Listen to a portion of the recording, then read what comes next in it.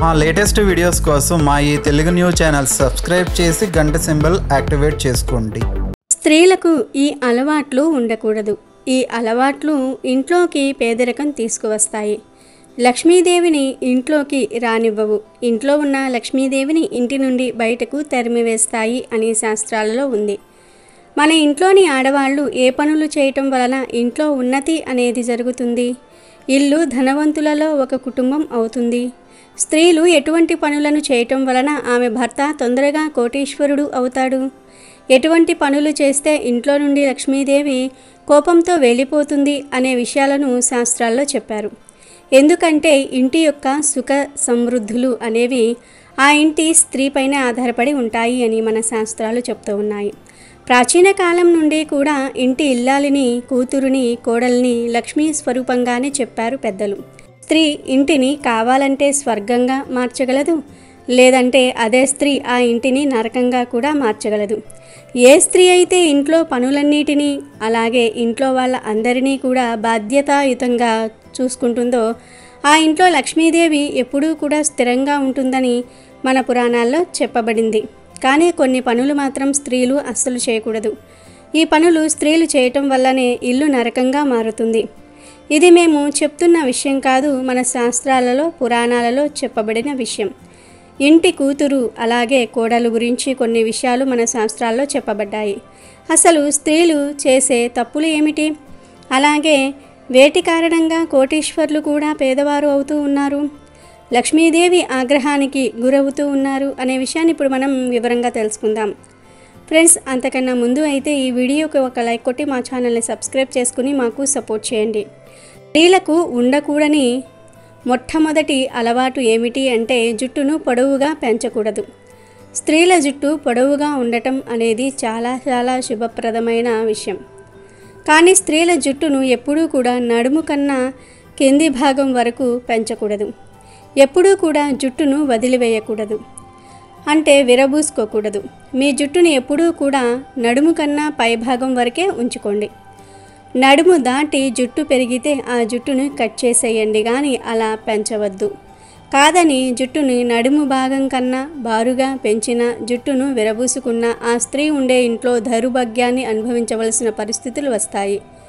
మన శాస్త్రాలలో పురాణాలలో ఇదంతా కూడా అశుభంగానే చెప్పబడింది. కనుక స్త్రీలు ఎప్పుడూ కూడా జుట్టును పొడవుగా పెంచవద్దు, అలాగే జుట్టును విరబూసుకొని ఉండవద్దు. స్త్రీలు జుట్టును ఎప్పుడూ కూడా జడలా అల్లి ఉంచుకోవాలి.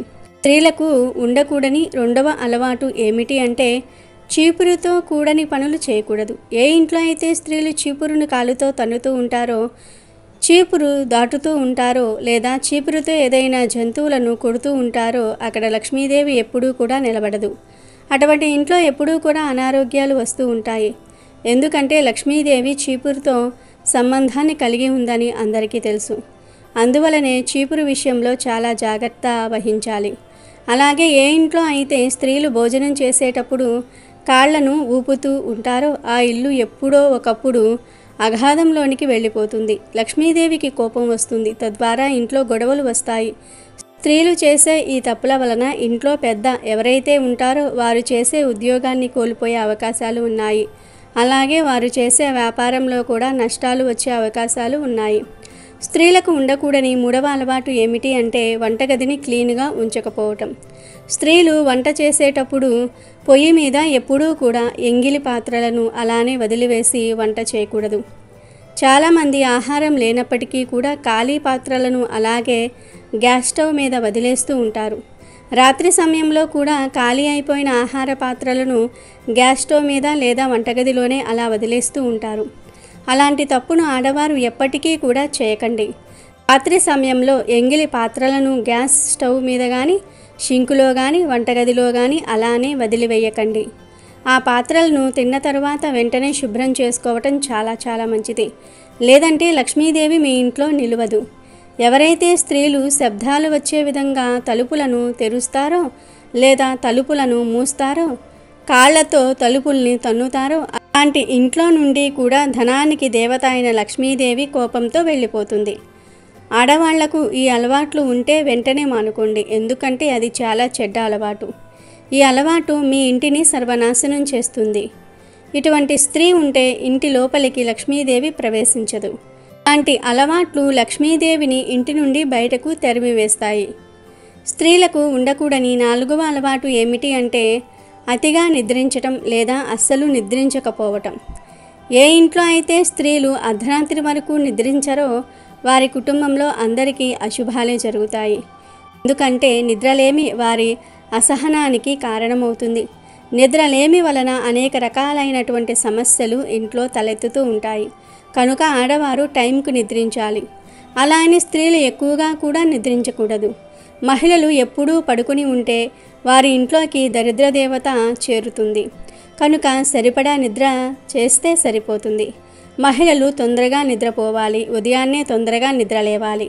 ఎవరైతే స్త్రీలు నిద్రపోవడానికి ఎక్కువగా సమయాన్ని కేటాయిస్తూ ఉంటారో, ఎక్కువగా నిద్రపోతూ ఉంటారో అక్కడ రాహువు, కేతువు ఇంకా శనిగ్రహాల యొక్క దృష్టి పడుతుంది. ఎవరైతే స్త్రీలు ఎప్పుడు నిద్రపోతూ ఉంటారో వారిపైన దేవీ దేవతలు కూడా కోపాన్ని చూపిస్తూ ఉంటారు. అందువలన ఒక నియమానుసారంగా మాత్రమే నిద్రించాలి. ఎక్కువగా నిద్రపోవటం అనేది ధనహాని ఇంకా అనారోగ్య సమస్యలను కొని తెస్తుంది. అలాగే ఏ స్త్రీ అయితే ఉదయం లేవగానే ఇంటిని శుభ్రం చేయదో అటువంటి ఇంట్లో లక్ష్మీదేవి ఎప్పుడూ కూడా అడుగుపెట్టదు. ఇంట్లో మహిళలు ఉదయం లేవగానే గుమ్మం ముందు శుభ్రం చేసి తర్వాత నీటిని చల్లి ముగ్గు వేయాలి. దాని తర్వాత స్నానం చేసి ఇంట్లో దీపాన్ని వెలిగించుకోవాలి. ఇలాంటి స్త్రీ ఉండే ఇంట్లో లక్ష్మీదేవి ఎప్పుడూ కూడా స్థిరనివాసం ఉంటుంది.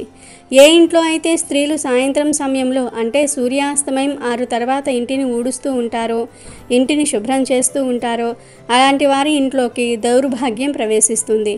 ధనధాన్యాలు కరువవుతాయి. కాబట్టి ఇల్లు సాయంత్రం 5 గంటలకల్లా ఊడ్చటం అలవాటు చేసుకోవాలి.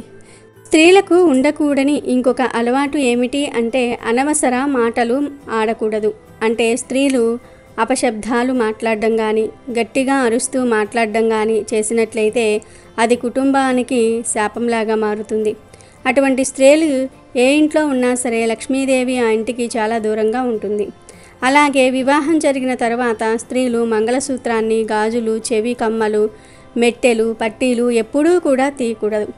అలా చేయటం వలన భర్తకు అనారోగ్య సమస్యలు వస్తాయి. లక్ష్మీదేవి కూడా అటువంటి ఇంటి నుండి వెళ్ళిపోతుంది.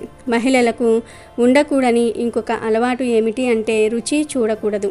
అవును, స్త్రీలు భోజనాన్ని వండేటప్పుడు ఉప్పు చూడటము కోసం వండిన వంటలను చేతిలో వేసుకుని రుచి చూస్తూ ఉంటారు. కానీ అలా ఎప్పుడూ చేయకండి. రుచి చూడాలంటే చిన్న ప్లేట్ తీసుకొని దానిలో వండుతున్న పదార్థాన్ని వేసుకుని రుచి చూడండి. అలాగే ఆడవారు రాత్రి నిద్రపోవడానికి మంచం మీదకు వెళ్ళిన తర్వాత నకారాత్మకమైన విషయాలు అస్సలు మాట్లాడకూడదు. మీరు చెడ్డ మాటలను మాట్లాడడం వలన ఆ నకారాత్మక శక్తులు అనేవి ఆకర్షింపబడతాయి. అవే మీ కలలోకి వచ్చి మిమ్మల్ని ఇబ్బంది పెడతాయి. నిద్రించే ముందు ఎప్పుడూ కూడా మనసులో మంచి ఆలోచనలతో నిద్రపోవాలి. భగవంతుడి నామాన్ని స్మరిస్తూ నిద్రపోవాలి. దాని వలన మనకు అనుకున్న పనులు పూర్తయి మంచి ఫలితాలు అనేవి లభిస్తాయి.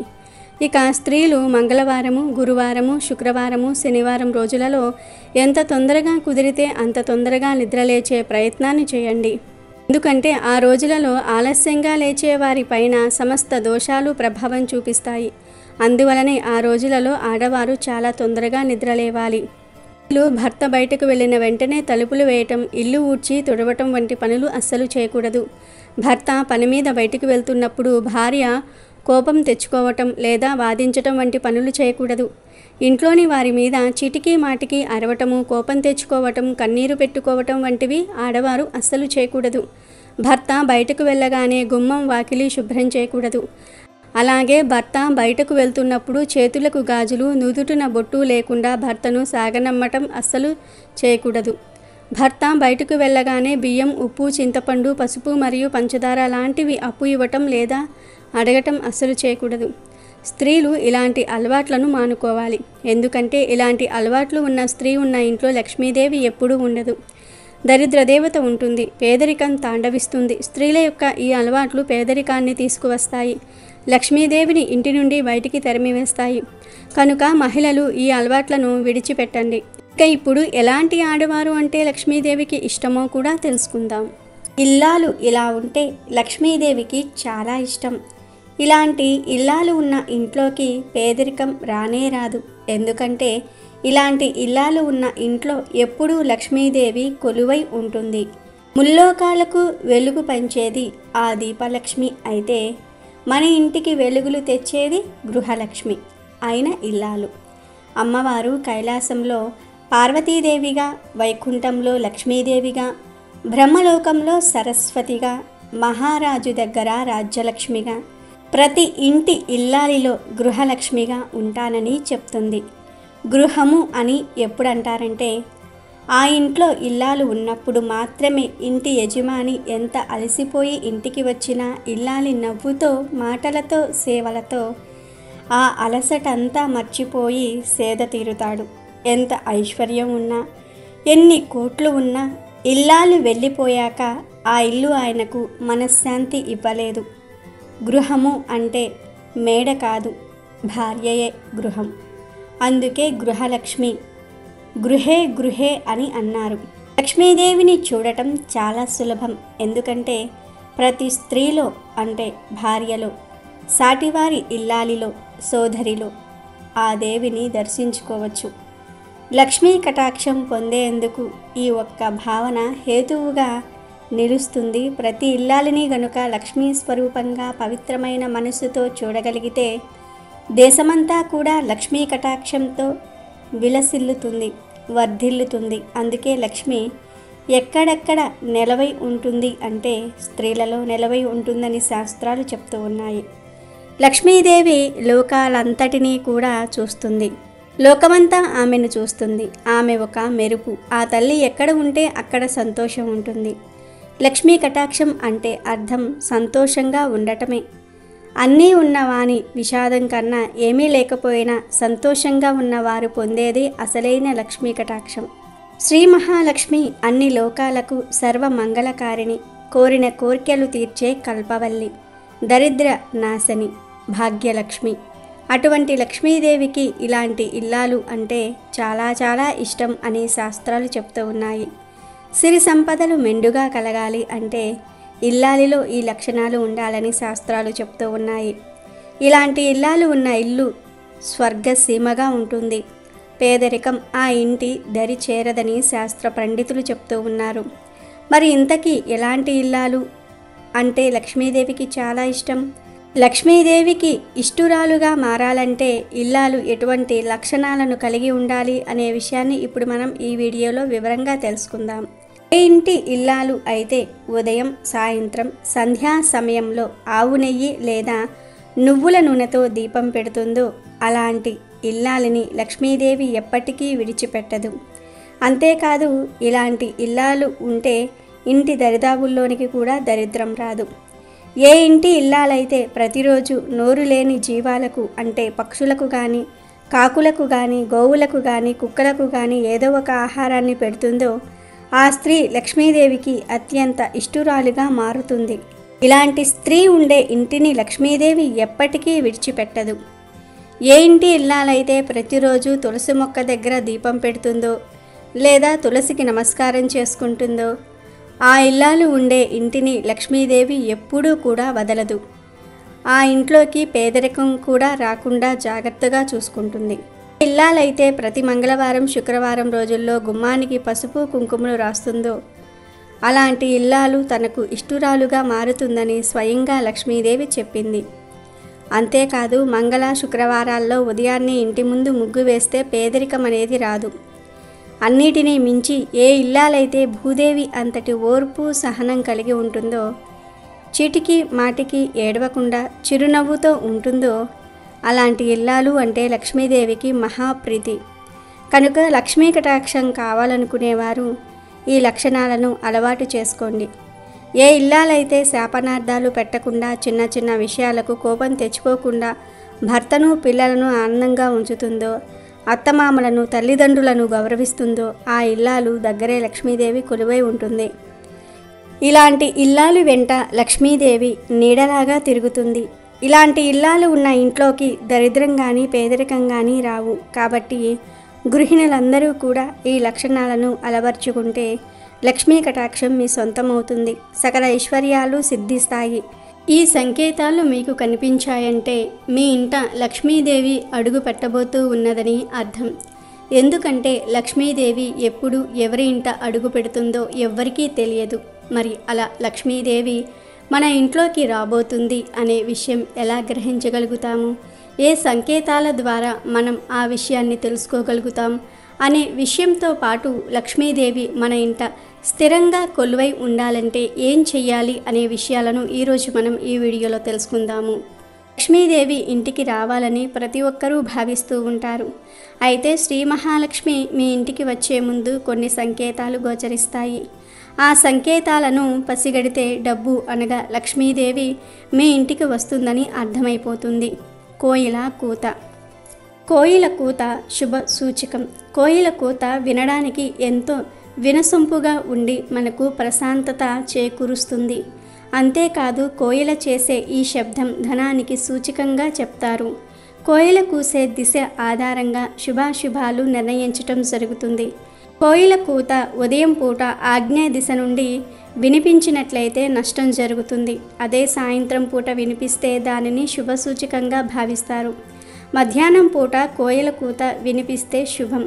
ముఖ్యంగా మీరు ఏదైనా పని మీద వెళ్తూ ఉంటే కోయిల కూత వినిపిస్తే మంచి ప్రయోజనం ఉంటుంది. మామిడి చెట్టు మీద కూర్చుని కోయిల కూసినట్టు కనిపిస్తే లక్ష్మీదేవి ఆగమనాన్ని అది సూచిస్తుంది. చాలామంది బల్లి పడితే అశుభంగా భావిస్తూ ఉంటారు. అయితే బల్లి వలన కూడా శుభసూచికాలు ఉన్నాయని పెద్దలు అంటూ ఉన్నారు. అకస్మాత్తుగా బల్లి కుడి చేతిపై పడి త్వరగా పైకి ఎక్కడానికి ప్రయత్నిస్తే ఆ సంకేతం మీ పురోగతికి మార్గం తెరవబోతున్నదని అర్థం చేసుకోవాలి. అంతేకాక మీరు ఏదో ఒక మార్గంలో డబ్బు పొందుతారని అర్థం. బల్లి మురికిగా కనిపించవచ్చు, కానీ బల్లి సంపదలకు చిహ్నం. అలాగే ఇంట్లో చీమలు ఉండటం చాలామందికి నచ్చదు. ఎందుకంటే ఇల్లంతా చీమలతో మురికిగా కనబడుతుంది. కానీ ఇంట్లో నల్ల చీమలు ఉంటే శుభసూచకంగా భావించవచ్చు. నోటిలో బియ్యపు గింజలు మోస్తున్న నల్ల చీమల్ని శుభసూచకంగా భావించవచ్చు. అక్షింతలు మహాలక్ష్మికి ఎంతో ప్రియమైనవి. అందుకే ఇవి సంపదతో ముడిపడి ఉన్నాయి. అదే ఇంట్లో ఎర్రచీమలు ఉంటే అది అంత మంచిది కాదు. ఇంట్లో ఎర్రచీమలు కనిపిస్తే అప్పుల భారం పెరిగే అవకాశం ఉంటుంది. ఇక పాము కనిపిస్తే లక్ష్మీదేవి ఆగమనం అని చెప్తూ ఉంటారు కొంతమంది. కానీ ఆ పాము ఇంట్లో కనిపించకూడదు, బయట కనిపిస్తే మంచిది. పాములు ఇంట్లో కనిపిస్తే అనారోగ్యానికి దారితీస్తుంది. ఎప్పుడైనా 2 ముఖాల పాము కనిపిస్తే అది శుభానికి సూచిక. 2 ముఖాల పాము విషపూరితం కాదు కనుక ఎప్పుడూ కూడా చంపేందుకు ప్రయత్నించకండి. 2 ముఖాల పాము ఇంట్లో కనిపించినా బయట కనిపించినా మంచిదే. ఈ పాము రాక లక్ష్మీదేవి ఆగమనానికి సంకేతం. లక్ష్మీదేవి ఇంటికి వచ్చిందంటే మనుషుల్లో కూడా మార్పు వస్తుంది. అనురాగ ద్వేషాలు, ఈర్ష్య, అసూయలు తగ్గుతాయి. ఆనందం పెంపొందుతుంది. కుటుంబంలో పరస్పర ప్రేమ, సామరస్యం లాంటివి పెరుగుతాయి. ఇంట్లో భార్యాభర్తల మధ్య అన్యోన్యం పెరిగి కలహాలు దరిచేరవు.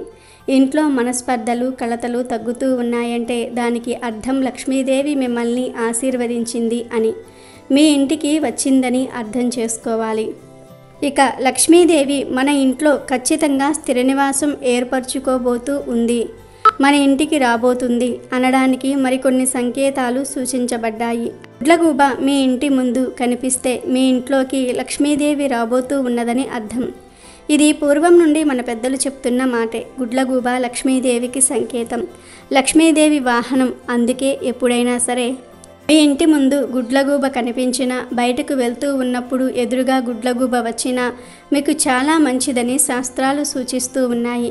అలాగే మీరు ఉదయం నిద్రలేచినప్పుడు ఇల్లు తుడుస్తూ ఉన్నప్పుడు కనిపిస్తే అది మీ ఇంట్లోకి లక్ష్మి రాబోతుంది అనడానికి సంకేతంగా భావించాలి. కారణం ఏమిటంటే లక్ష్మీదేవికి శుభ్రంగా ఉన్న ఇల్లంటే ఎంతో ఇష్టం. అందుకే ఇలా శుభ్రపరుస్తూ ఉన్నట్టుగా ఉదయం లేవగానే మీకు కనిపిస్తే శుభసూచకంగా భావించవచ్చు. అలానే ఉదయం లేవగానే శంఖం శబ్దం వినిపిస్తే వారికి లక్ష్మీ కటాక్షం తప్పక చేకూరుతుంది. చెరుకు అంటే లక్ష్మీదేవికి ఎంతో ఇష్టం కాబట్టి ఉదయం లేవగానే చెరుకు గడ కనిపిస్తే మీ ఇంట్లోకి త్వరలో లక్ష్మీదేవి అడుగు పెట్టబోతూ ఉన్నదని అర్థం.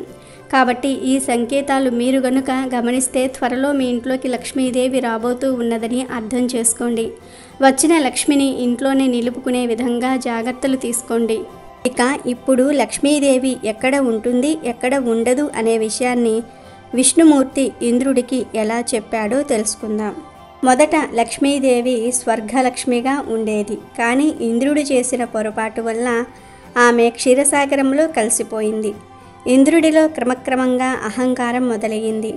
పరమేశ్వరుడి అనుగ్రహంతో ముల్లోకాలకు అధిపతి అయ్యి ఆయన ఇచ్చిన శక్తితో జంబాసురుడు అనే రాక్షసుని సంహరించాడు ఇంద్రుడు. ఆ సంతోషంలో చతుర్థి ఐరావతం అనే ఏనుగు మీద ఊరేగుతున్నాడు. ఆ సమయంలో వైకుంఠం నుండి వస్తున్న దుర్వాస మహర్షి ఇంద్రుని చూసి రాక్షస సంహారం చేసిన ఇంద్రుడికి విష్ణుమూర్తి పాదం మీద ఉన్న పుష్పాన్ని అంటే విష్ణు ప్రసాదాన్ని ఇచ్చాడు. దాన్ని ఇంద్రుడు పదార్థ దృష్టితో ఏనుగు కుంభస్థలం మీద పెట్టాడు. అతన్ని మించిన మదం ఉన్న ఆ ఏనుగు ఆ ప్రసాదాన్ని తొండంతో తీసి కింద పడేసి కాలితో తొక్కి వెళ్ళిపోయింది. అప్పుడు దుర్వాస మహర్షికి కోపం వచ్చి ఆ ప్రసాదం వల్లనే నీకిన్ని సంపదలు వచ్చాయి, ఆ ప్రసాదాన్ని తోలనాడావు గనుక నీ సంపదంతా కూడా నీటిపాలు అవ్వుగాక అని మహర్షి శపిస్తాడు. ఈ శాపం తగలగానే బ్రహ్మ దగ్గరకు ఇంద్రుడు వెళ్ళి తను చేసిన తప్పు చెప్పి నా సంపద పోయినా పర్వాలేదు కానీ మళ్ళీ ఎప్పుడు అహంకారం మొలకెత్తని స్థితిని నాకివ్వు అని ప్రార్థించాడు. అప్పుడు బ్రహ్మ నీ ఇంద్రియ శక్తులన్నీ ప్రసాదములే, ప్రసాదమంటే అనుగ్రహం. విష్ణువుని విడిచిపెడితే ఆయన వెంట ఐశ్వర్యాలన్నీ కూడా వెళ్ళిపోతాయి, లక్ష్మి వెళ్ళిపోతుంది. విష్ణువు వేరు, ఆయన ప్రసాదం వేరు కాదు. అందువల్ల ఇప్పుడు ఆయనను శరణు వేడు అని నారాయణుని దగ్గరకు తీసుకొని వెళ్ళాడు. అప్పుడు ఇంద్రుడు విష్ణువు ముందు శరణు వేడి నీ దయ కోసం వచ్చాను, నాపై దయ చూపించు, నాకు జ్ఞానం వచ్చేలాగా చెయ్యి అని ప్రార్థించాడు.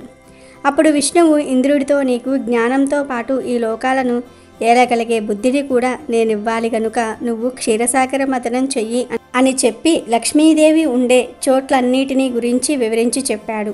ఓ ఇంద్ర, ఏ ఇంట సదాచారం శుచి శుభ్రత ఉంటాయో ఆ ఇంట లక్ష్మీదేవి ఉంటుంది. ఏ ఇంట్లో ఉత్సాహం ఉల్లాసం ప్రేమ అన్యోన్యత నిష్కపటత్వం ఉంటాయో అక్కడ లక్ష్మి ఉంటుంది. ఏ ఇంట శంఖధ్వని ఉండదో తులసి ఉండదు అక్కడ లక్ష్మి ఉండదు. అలాగే యోగ్యులైన వేదవేత్తలకు భోజనం పెట్టడం శివార్చన ఏ ఇంట జరుగుతాయో అక్కడ లక్ష్మి ఉంటుంది. కలియుగంలో అశ్రద్ధ దుర్మేధ రాజ్యమేలుతున్నాయి. శ్రద్ధ మేధ ఎక్కడుంటే అక్కడ లక్ష్మి ఉంటుంది, మిగిలిన చోట్ల అలక్ష్మి ఉంటుంది. విష్ణు నింద విష్ణు భక్తుల నింద చేసేవారిని మహాలక్ష్మి విడిచి వెళ్ళిపోతుంది.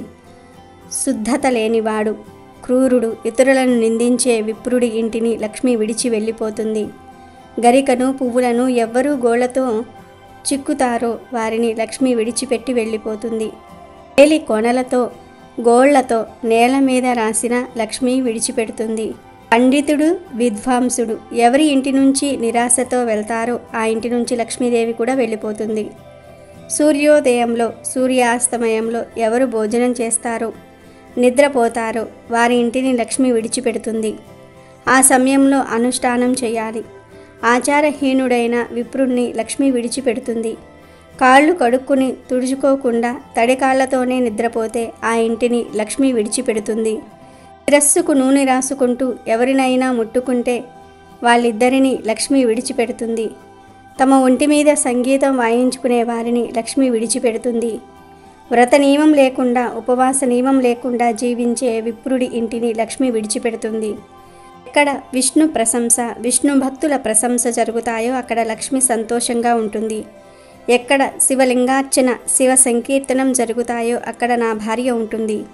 ఎక్కడ దుర్గాదేవిని అర్చన చేస్తారో ఎక్కడ సర్వ దేవతల్ని గౌరవిస్తారో అక్కడ లక్ష్మీదేవి ఖచ్చితంగా ఉంటుంది. ఈ విధంగా ఉంటూ ఇందులో చెప్పిన విధి నిషేధాలను జాగ్రత్తగా గ్రహించి నియమబద్ధమైన జీవితం గడిపేవారి ఇంట వంట మహాలక్ష్మి అనుగ్రహం ఉంటుంది అని నారాయణుడు ఇంద్రుడికి బోధించాడు. కాబట్టి లక్ష్మీదేవి అనుగ్రహం కావాలంటే ఈ నియమాలు పాటించండి. అమెజాన్లో బెస్ట్ డిస్కౌంట్స్ కోసం వీడియో డిస్క్రిప్షన్లో లింకు ఉంది, చూడండి. అలాగే మా టెలిగ్రామ్ ఛానల్ సబ్స్క్రైబ్ చేసుకోండి.